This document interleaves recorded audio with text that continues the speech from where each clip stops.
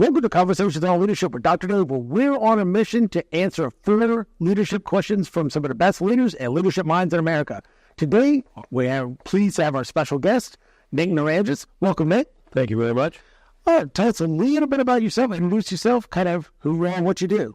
Okay. I am a McDonald's owner-operator and have been for 52 years now. Wow. Yeah, I'm one of the original guys. I knew Ray Kroc.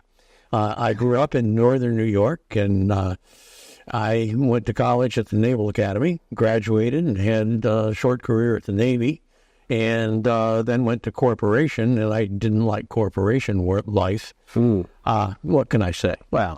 Well, the next guys above me, one level, were 25 to 30 years older than me. And so I said, I don't think I want to wait that long to get promoted. No. So I put in my resignation, and I went to my cousin, who was the third licensee at McDonald's completely in the world. Wow. In New York. The third. The third in New York or the third? Third in the company. Period. Wow. Third in the company. And I said to him, he was a third grade immigrant from Greece, and that was it, third grade education. And at the time I was talking to him, he had like 14 McDonald's restaurants in the middle 60s, and he was doing millions of dollars of sales. Which, index that to inflation, that is crazy money today. Oh, that's crazy money. He had the highest volume restaurant in McDonald's system. Wow. At the time. That's amazing. And he had the franchise for the state of New York. Okay? Yeah, I'd say that's something. Yeah. So I remember going in and seeing his restaurant, and I thought, you know what? If I was a naval officer and I was okay academically and I wanted to be for myself, maybe I'll try this. And so I tried it. And we're going to get into some of the details on that and answering some of these questions. But I tell you what, it has been wonderful. It started out not wonderful. Oh, yeah. Do tell. Oh, okay. The corporation chooses the sites, okay, and they offer you an address. And so I chose an address in Richmond because I was going from the Naval Academy, from Norfolk to Washington to be with my sweetheart, my fiance, and I was going through Richmond, and I liked it. So they offered me Richmond. I said, I'll take it. Well, they have finally said to me, here's the deal. We chose the wrong site. Oh. I had one of the 10 lowest volume restaurants in the McDonald's world. I did not have a day off for 7 years. I couldn't afford management. I couldn't afford overtime. I couldn't afford much of anything else that other McDonald's were having. It was so indicated that the corporation sent their jet down from Chicago. Right. They picked me up in their jet, and they flew me to Chicago, and they sent me to Hamburger University to make a film about how do you run extremely low-volume restaurants. And what saved me, believe it or not, as far as McDonald's goes, what saved me was the Quarter Pounder came out. The first year I was in business, I did $200,000 in 1970. Right. I had a system of running the restaurant to the best of my ability. I made $300 change the second year. Then the Quarter Pounder came out in 72, and I had $800,000. Wow. And then I had, the year after that, I had $1.1 million in 74. Nice. Yeah. So the deal was, I had been trained by Ray Kroc himself out in Oak Brook. The company was that young. Wow. He came to Hamburger University and taught me. And he gave me his business card, and he said, hey, if you ever have any problems, this is my private number. He said, you just give me a call, and I'll help you out. He said, because you're going to succeed, young man. I love it. Yeah, and I said, okay. So I was sitting in my restaurant one day. I was looking at my sales. $200,000 is not a lot of money. Not to Never back then. No, not even back then. And my rent was $3,825 a month. That's a lot today. That's a lot then. Yeah. And so he said, I remembered, he said, if you ever had any trouble, call me. I picked up the phone and I called him. And I said, Ray, this is Nick Nerangis. He goes, yeah. He says, you're that guy in Richmond, Virginia, who's got clapped for volume. And I said, yes. He said, but you also don't have a sesame seed on the floor. He said, I know what you're doing. You're going to succeed, young man. Stop paying McDonald's rent, royalty, service fee, OpNed, which is our national advertising. Right. And don't pay anything except for your employees, your suppliers. That's it. Wow. And he said, when you're out of that and you feel that you can effectively pay your bills, give me a ring. 2 years later, when I got to the $1 million plus, Right. I called him up. I said, Ray, I can do it now. I said, I'm not going to be fat and happy, but I can do it. And he said, very good, thank you. He said, I told you, you're going to succeed. And he was a great guy. He was a great guy. They made a movie, The Founder. Yeah. I walked out. Didn't do him justice. No, not at all. Well, they said in that movie, they said that Ray had made an agreement with the McDonald's brothers for a percentage of sales of all McDonald's. Right. Well, he did. And then the McDonald's brothers decided they wanted to retire. And so they wanted to change it so that they could retire comfortably. They wanted to increase their percentage. And Ray would not do that. An agreement's an agreement. An agreement's an agreement. So you know what he did? In 1955, he borrowed from banks on the idea that McDonald's is growing. He borrowed $1 million for each of the two brothers. Wow. He tore up the original agreement that gave him a percentage continuing. Right. He gave him $1 million apiece in 55. Wow. But in the movie, they said he just didn't live up to the agreement. Yeah. And that upset me because I knew the guy, and I got to tell you, I really loved him as a leader. I learned a lot talking to him as a leader. Wow. Yeah. Oh, that's cool. Well, but it goes to his character that he would be willing to admit we didn't do our due diligence properly on the site location. Yep. Our fault. And I couldn't imagine somebody nowadays saying, don't pay us franchise fees, advertising fees, rent, until you get straight because we want to invest in you and be successful. Well, the funny thing about it, too, is one of the guys that was a regional vice president, when I called Ray and told him I could do it, right? The regional vice president was in my store the next day. And he said, come on, let's sit down in the lobby. So we went to sit down in the lobby. And I'm sitting there. I'm watching around because I'm still running my own store. Yeah. And then he says, now, when you were on rent relief, you signed a document that said that you would pay us back after the period. The rent accumulates, you just pay us back. And I said, I didn't sign that document.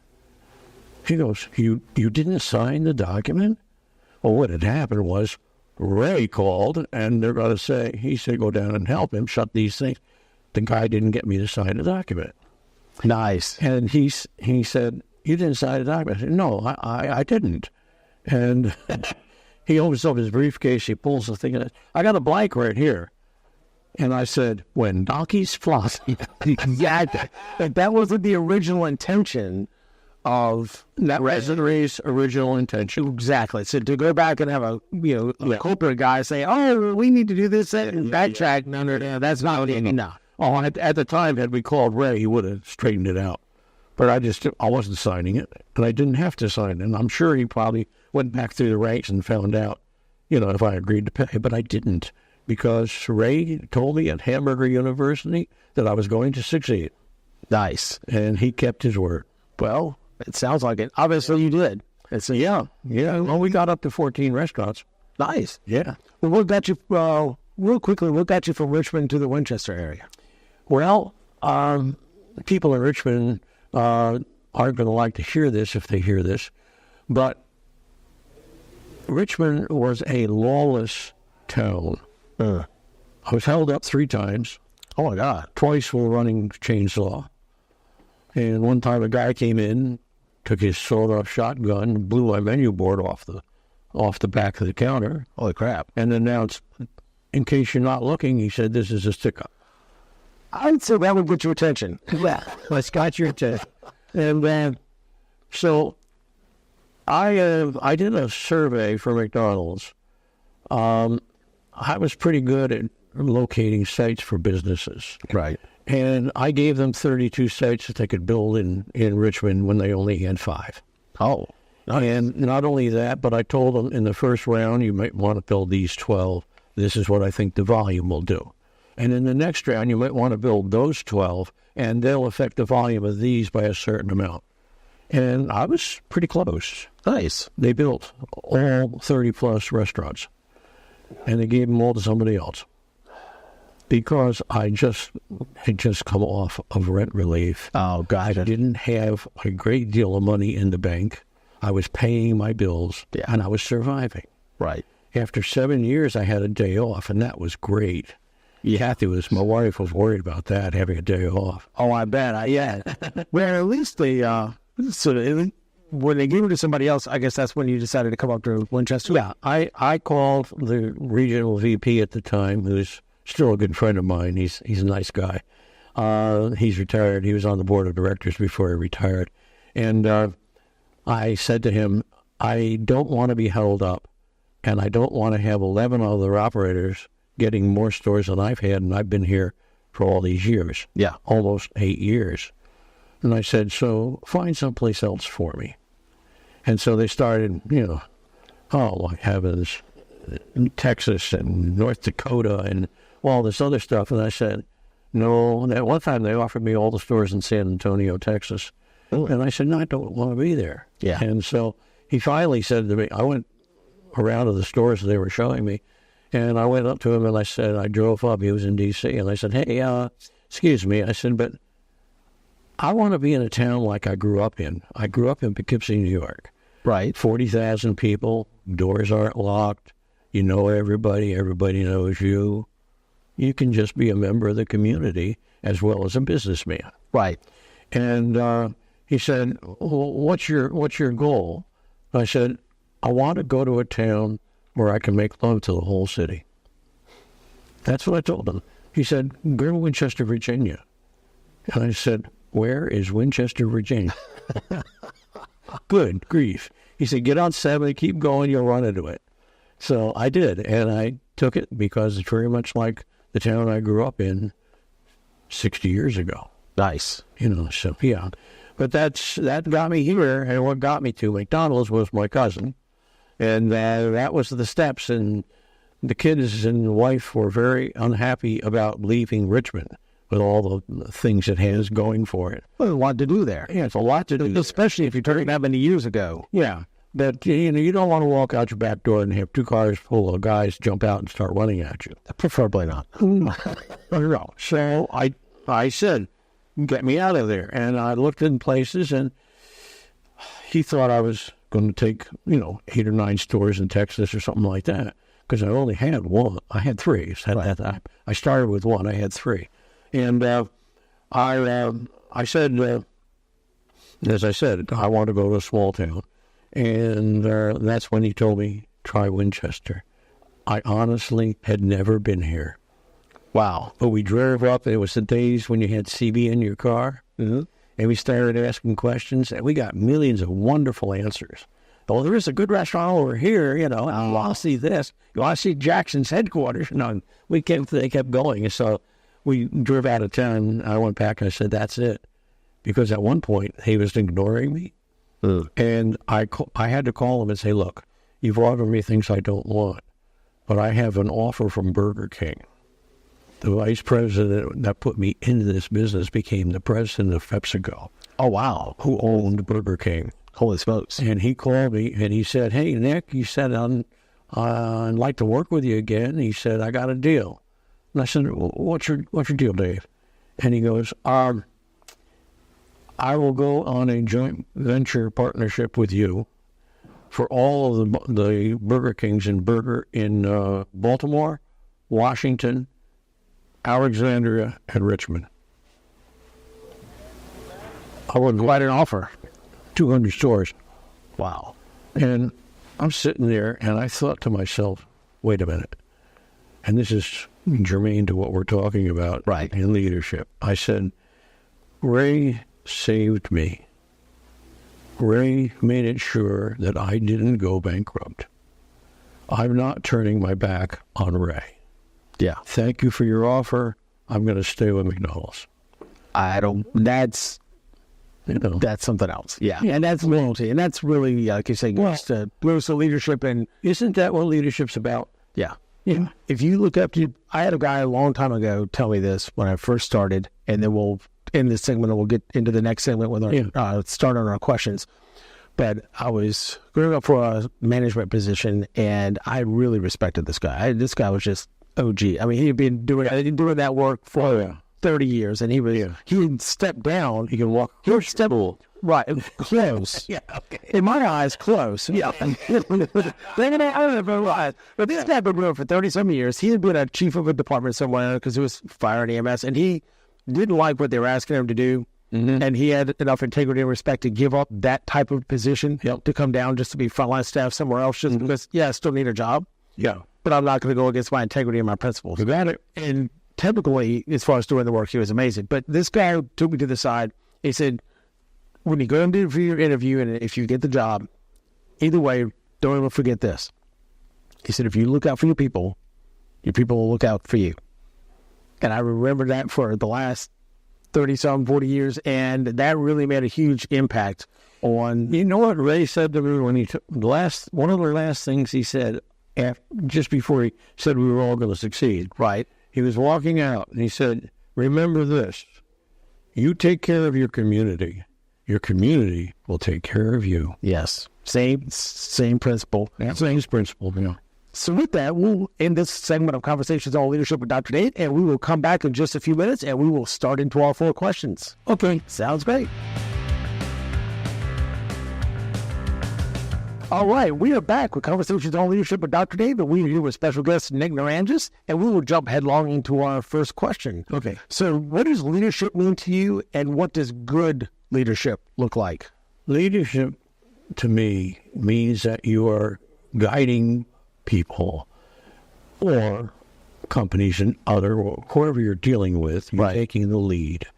And you are making sure that people you work with do productively and enjoyably grow your business.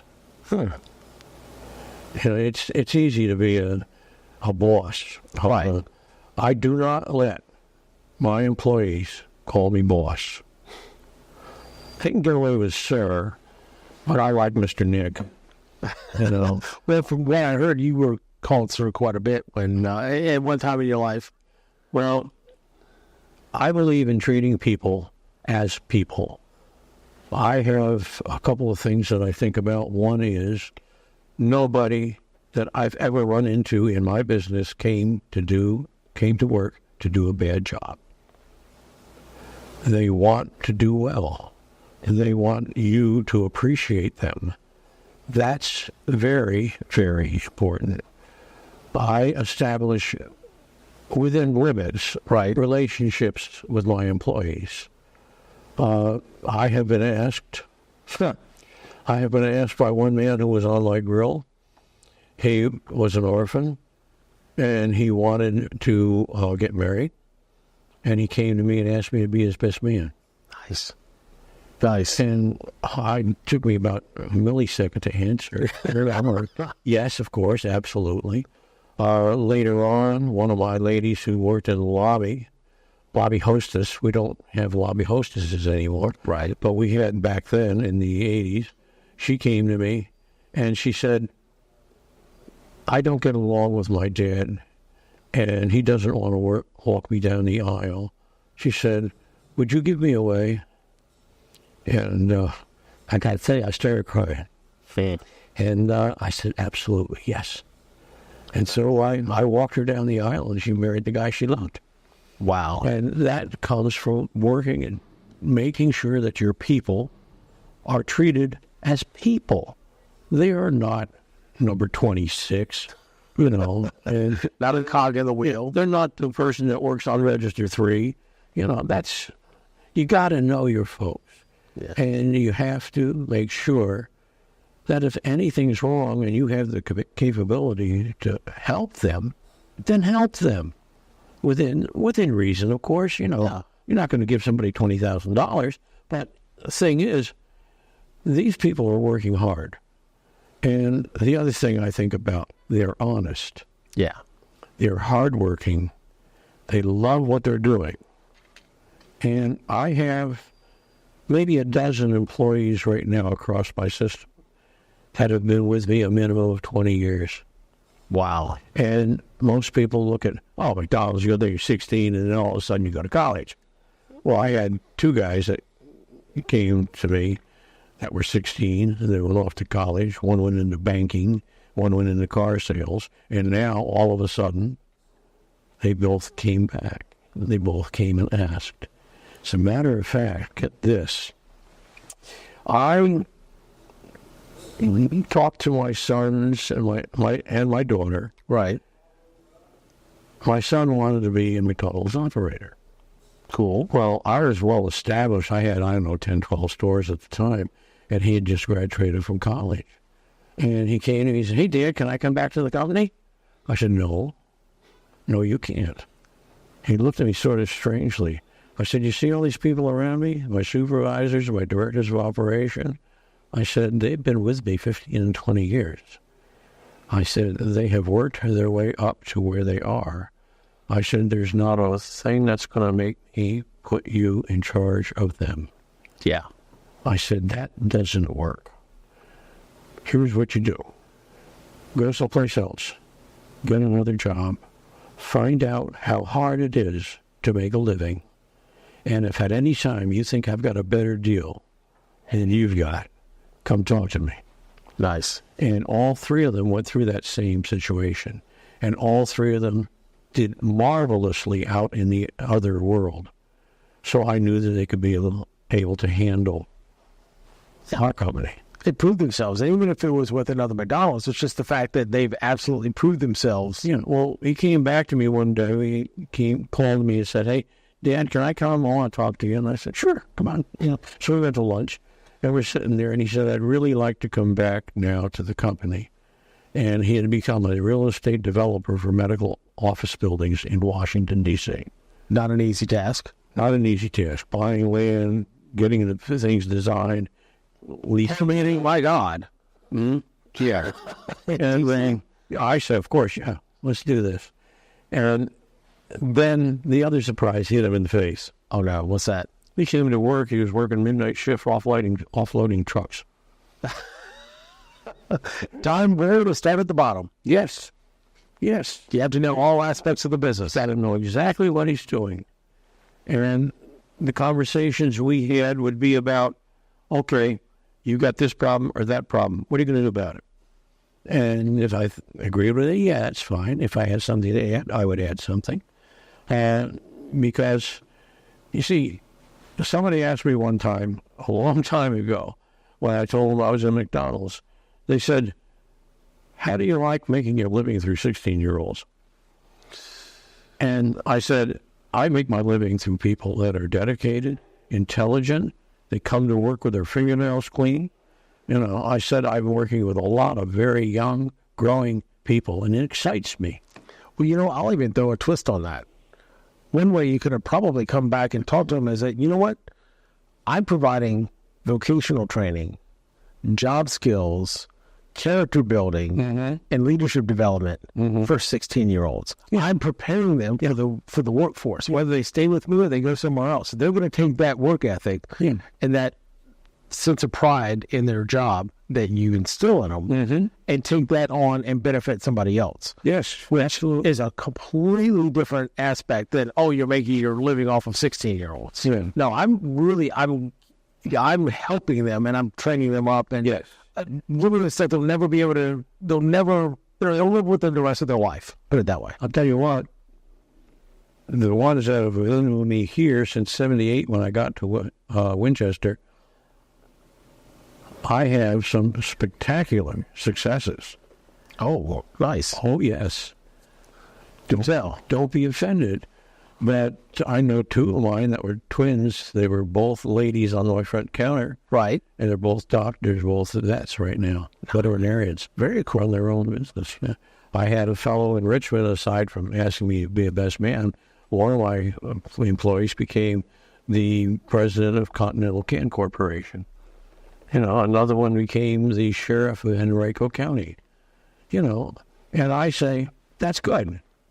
Being in McDonald's all your life isn't for everybody, but if I can teach them the basics to go out and make a good presentation of themselves and have an employer who's willing to say, that's a really good person, you know, when they call. Yeah. That's it. I'm very proud of the people that have worked for me. Well, the ones that still do. It says a lot. It says a lot that, okay, the people that have come here that I've trained have gone on to be great successes. Versus, they just went off and did their thing. Yeah, they've actually gone on and achieved things. You know, I think it comes back to the training that they got from the beginning. Yep.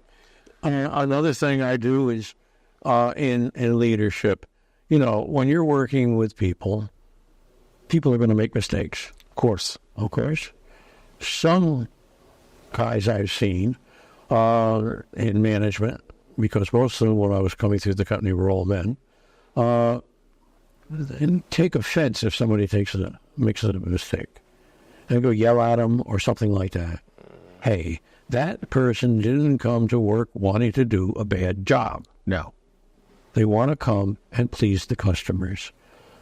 When I correct somebody for making a mistake, and I just about don't care how bad it is, unless she's done something to an employee. Yeah. Okay? I will go over and I will say, talk about the situation, and I will give my advice and talk to them about how to not get into that situation again. And you know what? I don't look at their name tag. I make a correction to a situation. Yeah. Not take out my anger on somebody else. Right. I don't do that. Well, the nice part is that turns it into more of a lesson, and I can promise you, treating them like that, they'll never do it again. That's right. It'll make such an indelible mark. And then we'll go tell others, hey, don't do this. Yeah. I got caught in that trap, or I accidentally did this. So, I mean, it has ripple effects way beyond treating people like people. Well, the only situations I deal with aggressively are treating a customer badly. Yeah. And stealing. Yeah. But you can't tolerate that. Either one. No. Either one. No. People say, oh, McDonald's restaurants, you're doing X millions of dollars a year. Yeah, you know what I'm making? 2.5%. Yeah. The margins are not huge. The margins are not there because there's so much competition. And it's, you know, it's hard to do that.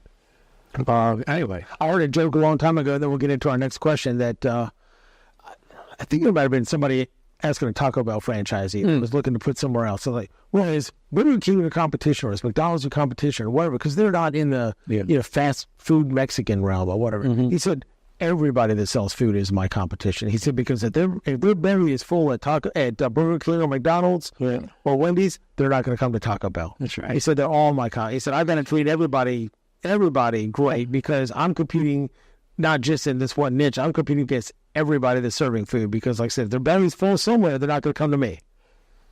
Corollary. Yeah, I think. The way I've had it said before, and it's very, very true, we have less to worry about from outside competition than inside inefficiency. From your lips to God's ears, brother. Amen. That is the truth. Yep. That is the truth. That is one thing that, and we'll get into our next question, but that is one thing that, for me, my jam is working with senior leadership teams, and it's amazing. I ended up getting up, so a couple of years ago, I really stumbled into some Gallup data that was just, and it was a presentation at a state Shroom conference about 2 years ago. It was almost like getting hit in the face with a baseball bat. I remember them saying it was, because I had done a lot of study about employee engagement and learned a lot about it and realized the hard dollars tied to it, but a lot don't, obviously. I mean, you do, but what struck me was they said that this one of these consulting firms, Willis Tower Watson, or one of the big firms, had done a study saying that when senior leadership teams are really well aligned, singing on the same sheet of music, really all marching in the same direction, that employee engagement could be as high as 78%. I've seen Gallup and PricewaterhouseCoopers and other places say similar, in the 70s, right? So I was, okay, that makes sense.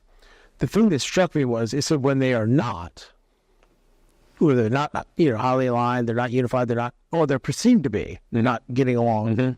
He said engagement could be as low as 8%. And I realized that, my degree's not in mathematics, but I realized if only 8% are actively engaged and, into it and giving that extra discretionary effort and doing their best, you got a lot of clock punchers and you've got a lot of ticked off people.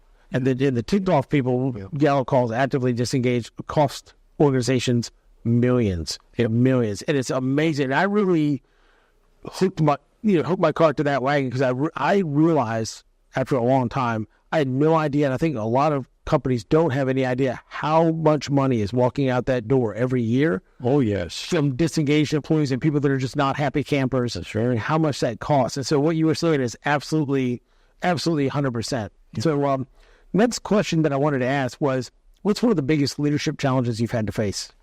Well, I was going into the business of my first restaurant in Richmond, and I believed McDonald's. They said I was going to do this much volume, and I saw what the rent was, and they, of course, blew it completely. Well, why wouldn't you believe it when you started? But I hired a manager, 2 assistant managers, and 3 swing managers. Okay. I hired 6 people in management. Right. A month into it, I realized I couldn't keep them. And I wanted my company to succeed. I had to let all 6 of them go. And I worked. I knew what that was going to do to me, and I was hoping it wouldn't negatively affect the crew too badly. Yeah. I let 6 of them go, and I worked 7 years without a day off. Wow. Until I got my, I told you, 74, I was doing $1 million. But I had piled up debts to suppliers and things like that. Oh, yeah. And Ray was behind me, making sure that nobody wanted to foreclose on me. As a matter of fact, Ray created a situation. I had 2 partners who, when I went into business, and they were only financial partners. Right. They were there because my dad was an insurance executive. He had helped them into business. Gotcha. Yeah. So I'm returning the favor, and they sued me because I wasn't paying them. I couldn't pay them. Besides, it wasn't on Ray's list for me to pay them. Anyway, I'm in the people Ray told me to pay. Be honest, sorry, I had to assist me. There's suppliers, assets, and anything. And he set up a situation where they called me to the regional office, and I sat down. They got to the other guys down, and they made their case that I wasn't making my agreed payments. Right. And they wanted me to pay them back their money. They start paying me. And the gentleman who was a friend of mine who offered me Burger King when he became PepsiCo president, right, was running the meeting. And he looked at me and said, "You know what?"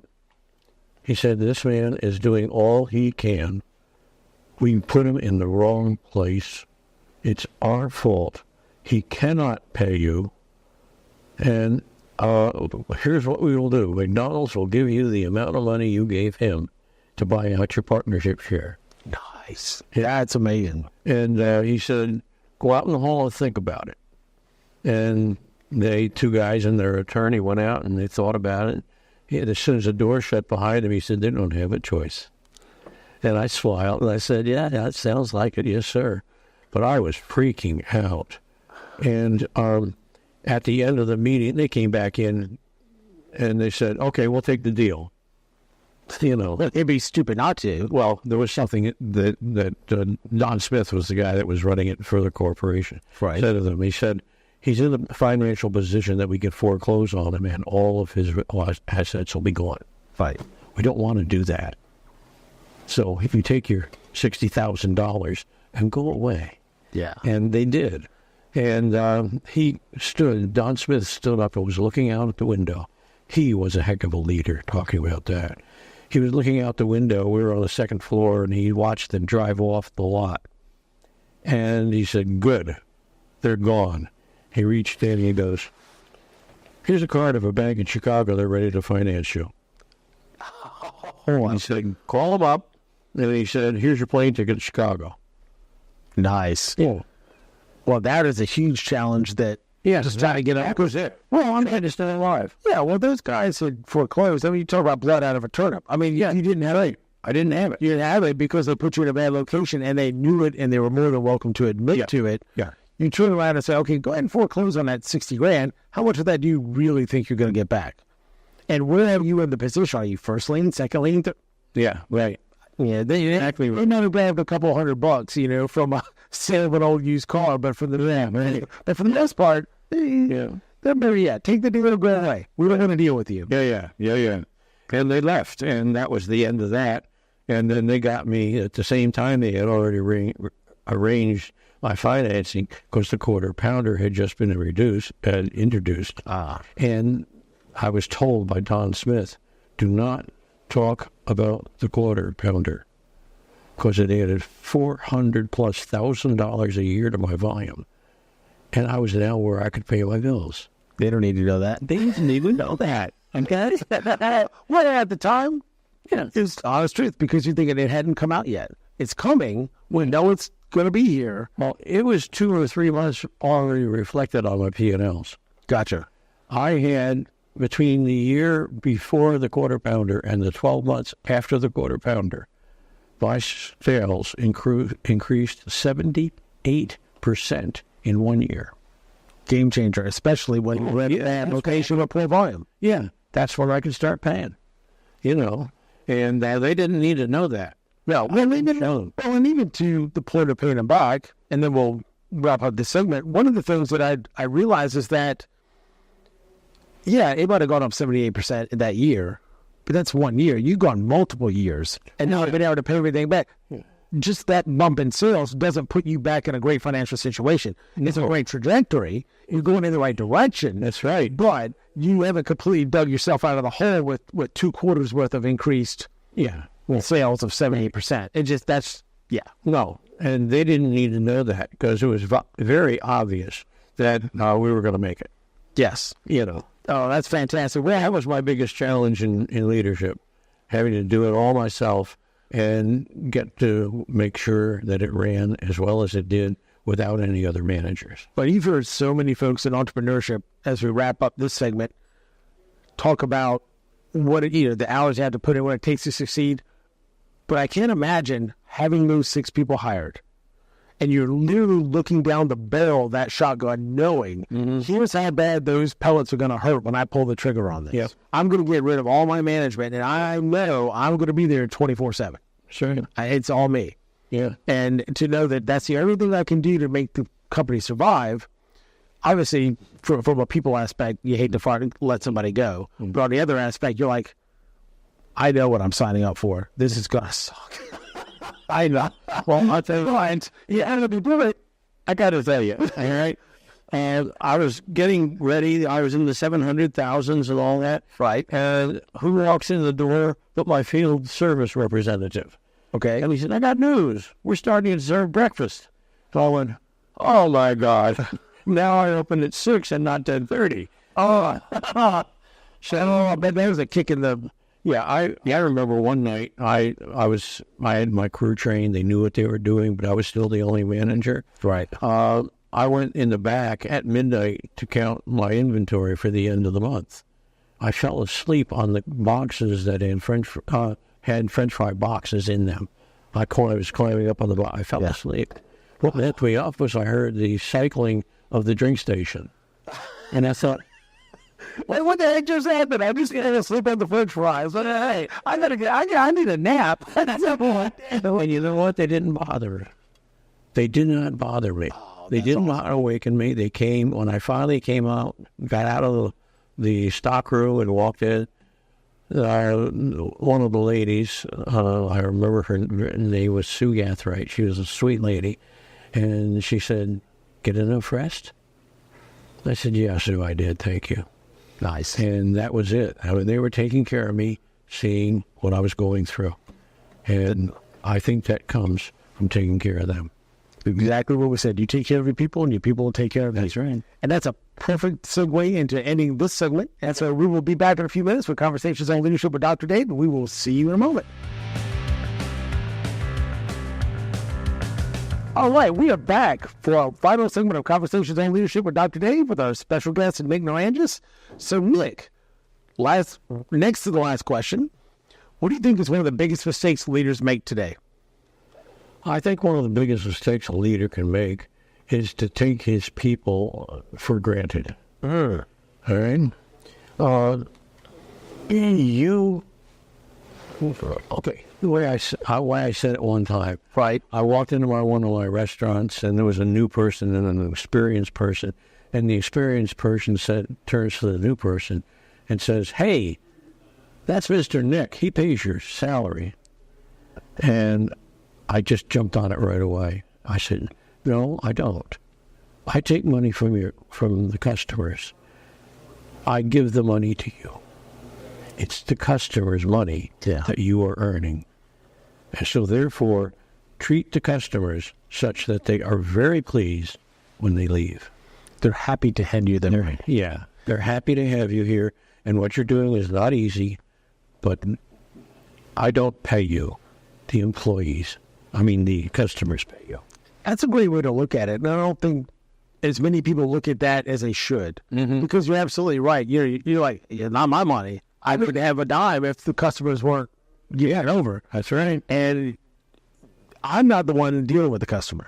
You're the one dealing with the customer. That's right. And so if you're making the customer happy and they're coming back for repeat business, that is what pays your paycheck, not and your bills, not me. Well, they've all heard me say, "You are the face of McDonald's." Yeah, it's the truth. The person on the counter is the person who, now granted, I'm being kind of facetious because of modern times, ain't that many people on the counter anymore, okay? With all with all the chaos. And we do 75% of our business through the drive-thru. Wow. Is that something? Wow. McDonald's is actually looking at opening up a set of smaller restaurants again like they did back in the 60s. Right. That are drive-thru only. That would not surprise me. I mean, building costs, land, taxes. Well, and think about the, I've noticed in the last couple of years, push. And it's not saying it in a bad way, in a good way. Push the app. Go on the app. Tie yourself to the app. Hey, we're going to give you incentives and bonuses and free stuff if you order with the app. Even if it's within the store or whatever. And go through the drive-thru, give them your phone numbers, whatever it is. That right there drives a lot of efficiencies because if you think of Sheetz years ago, 30, 40 years ago, Sheetz was doing that MTO model where you would come in. They were the pioneers. I honestly think in there. I mean, they really were. And then now there's one everywhere. You can't swing a dead cat and not hit a kiosk. You can order without a real person. Honestly, some people don't like people. So they're perfectly fine with it. I don't have to deal with the person, right? I just hit a few buttons and I grab a bag and I went out the door. But yeah, Sheetz really innovated it. But I mean, if you look at it, those kiosks cost money. Once you build that app, they're putting it on the phone. That hardware didn't cost you a dime. So you're talking about the more they order off the app, the less it costs you. Because less it costs McDonald's because you're not having to build, the big kiosks that are, the size of a billboard. My God. This isn't one of our planned questions, but I want to tell you about I was subject to some miserable leadership years and years ago.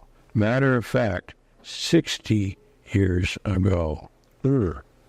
I was on board a Navy ship. I was an officer on a nuclear-powered vessel. Okay. And I was enjoying life and having a good time. Well, I was assigned to the ship, and the officer who was going to be the next one above me was a Greek fellow. Okay. And I have a Greek name, but I don't go to the Greek church. All right. And we were rooming together. He had a big sign made to go over the room that said, Little Athens. All right. And we were rooming together, and he one day said, he said, how about you join me and my wife, and we'll go to church this Sunday? And I said, I'll do that. That's fine. I said, I'll bring my wife. I said, but you got to know I'm not a Greek Orthodox. Right. And that was it. That man filled out a fitness report on me and signed it himself, saying that I had seen it. And it was not a good fitness report. You're kidding. I mean, reading that and knowing what I knew going through the academy in the years I was active, I was not going to make admiral. And it says on the bottom of the document, it says, has the subject of this report seen it? He put down yes, and he signed it. And he signed my name. Oh my God! So you not only never seen it, you never signed it. I never. And he turned it in. Yeah, he turned it in. It became part of my record. I went nuts trying to get that changed, and the Navy wasn't going to budge. Did they ever get the idea? Did they ever realize that he had falsified the document and it was a lie? Yes. What happened to him? Because I'm for that, you need court-martial. I don't know. I mean, it's some kind of disciplinary action. That's horrible. Let's put it this way. When I was rooming with him, I was an ensign. Yeah. And he was lieutenant commander. All right. He was made the naval attaché to Greece. All right? He was lieutenant commander, and so was I. But at the upper levels, commander and captain and admiral, it's not happening. And so I tried to get it changed. Eventually, after I got out of the Navy, it was changed. It's a little too late now. Too little too late, but I wasn't going to hang around because I was doing all I could to make that injustice be corrected.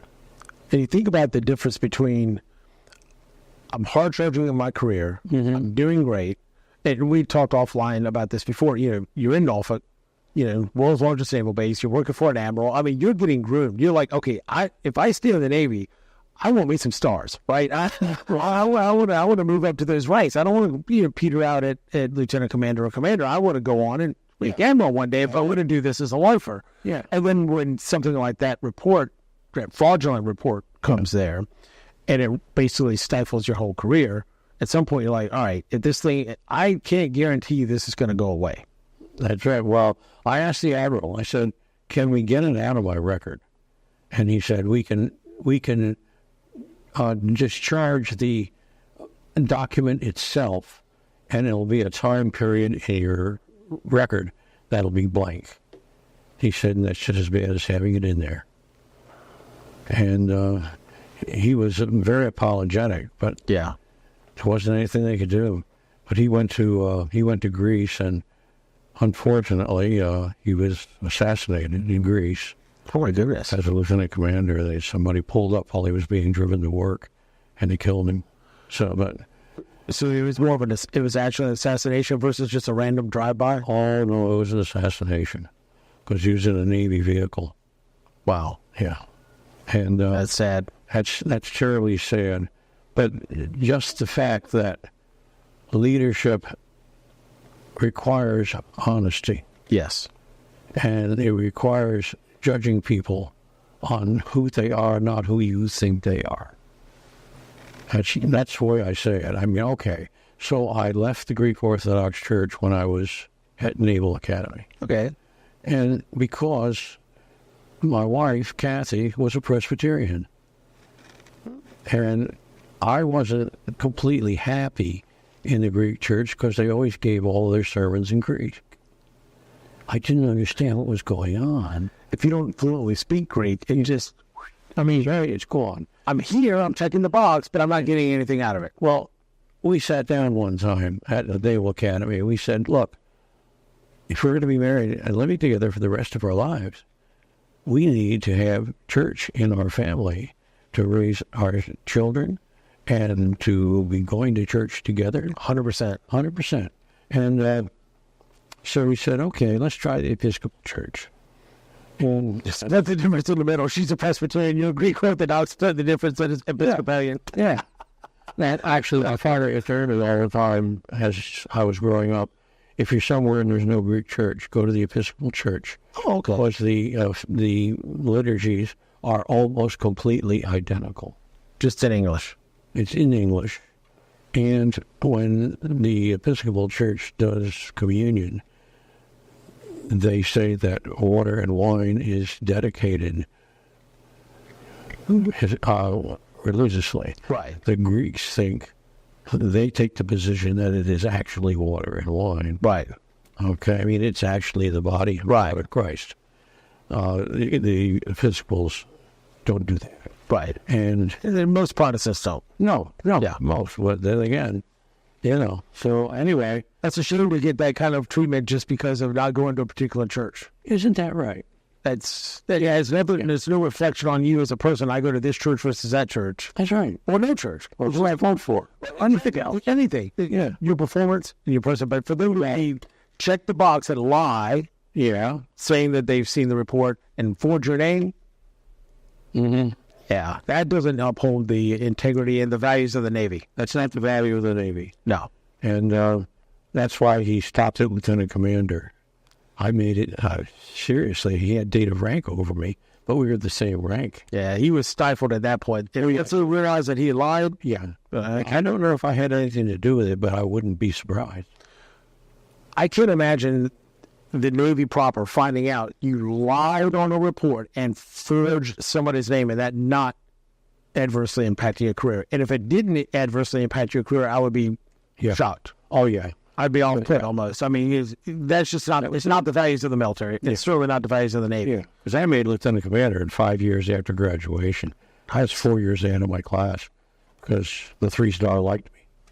There's nothing wrong with that. Yeah. He became chairman of the Joint Chiefs of Staff, too. As a 4-star. Nice to have some. As matter of fact, when I got called about his chance to, he was going to assign me as an operations officer on a nuclear carrier, which is third in command.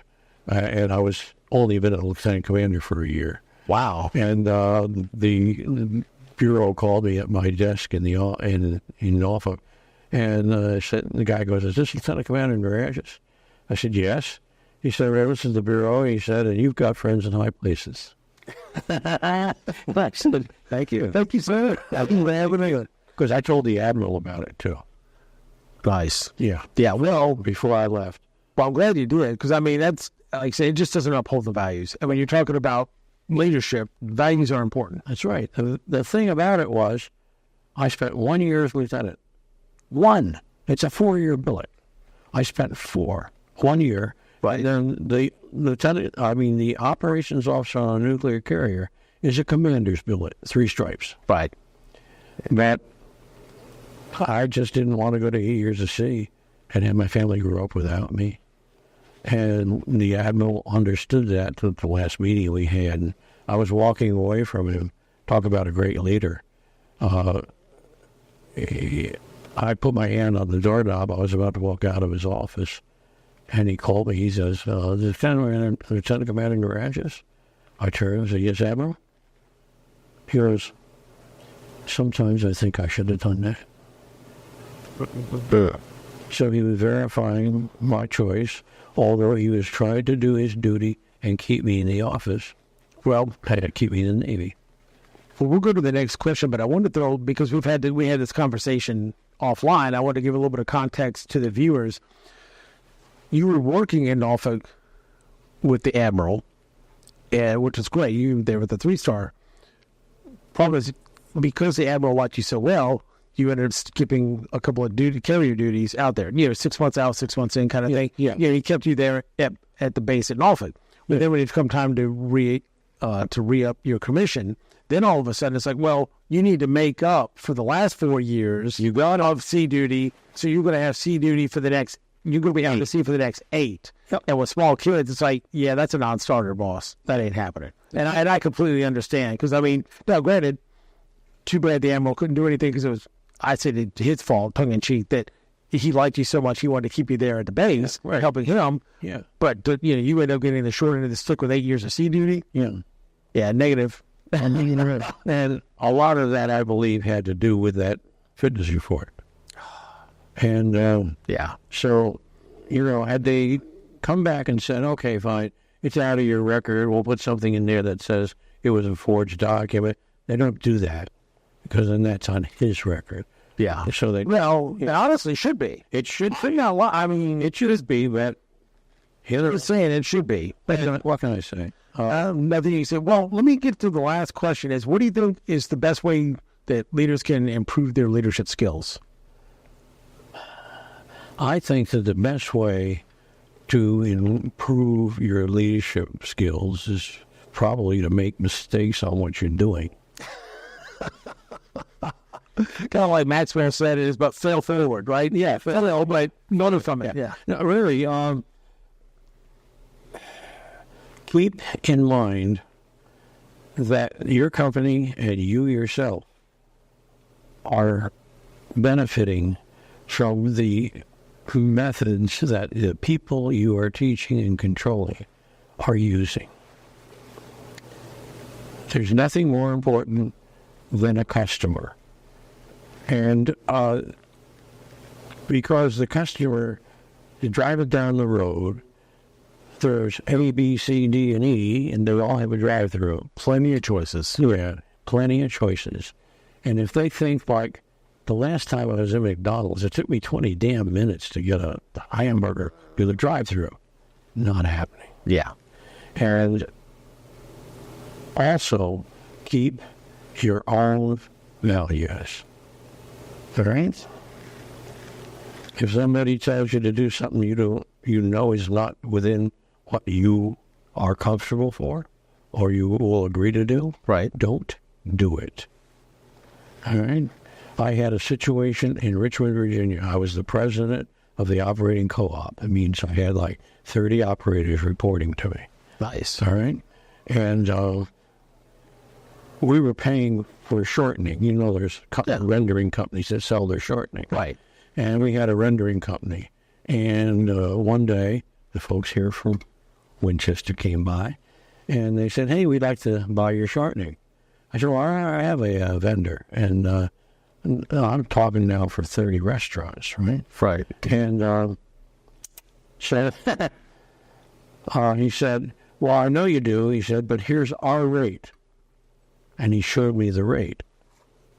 And he was like $4.50 over other people's rates for every gallon.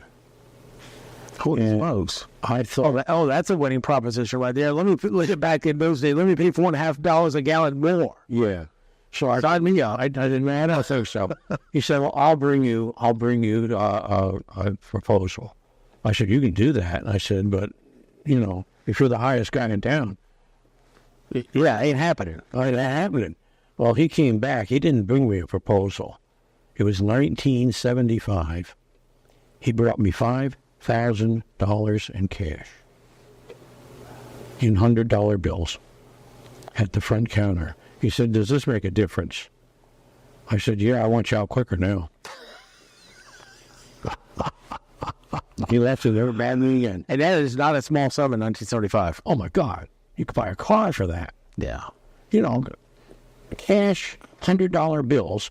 I could have gone out and bought myself something I wanted. I don't cheat.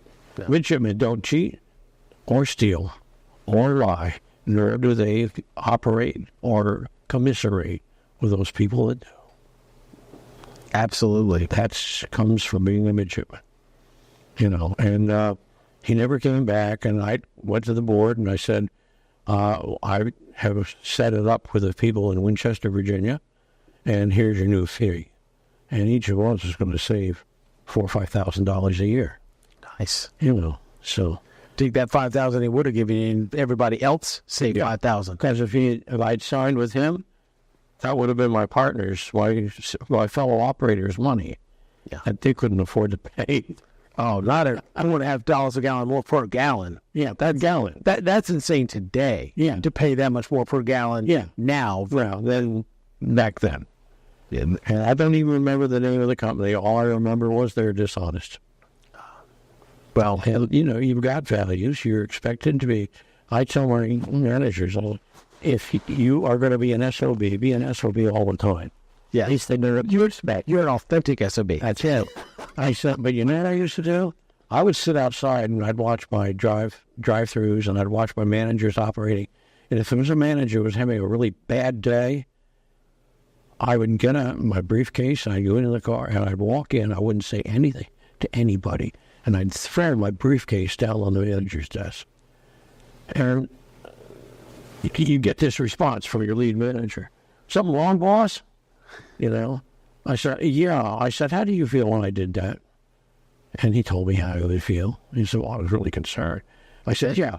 How do your employees feel when you do something like that? Because they were doing it.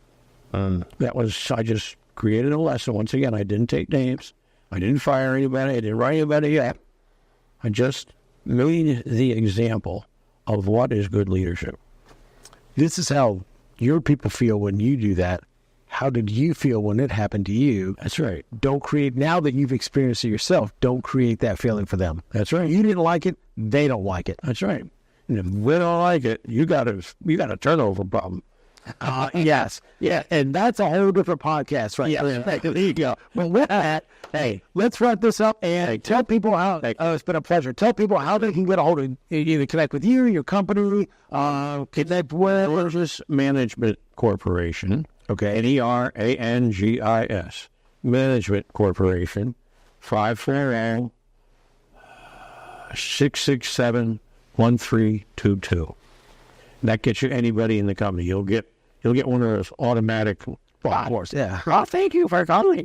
One for this and two for that. And 64 to go home. But you gotta love that. Yeah, You gotta love that. I'm not a fan of electronics. No. But with that, we appreciate your insights on leadership and appreciate your experience. And Thank you. Also, like I said, thank you for the time. And with that, it's been a true pleasure. Thanks again. Thank you very much. And we will see you all next time on Conversations on Leadership with Dr. Dave. Yep. Until then, take care.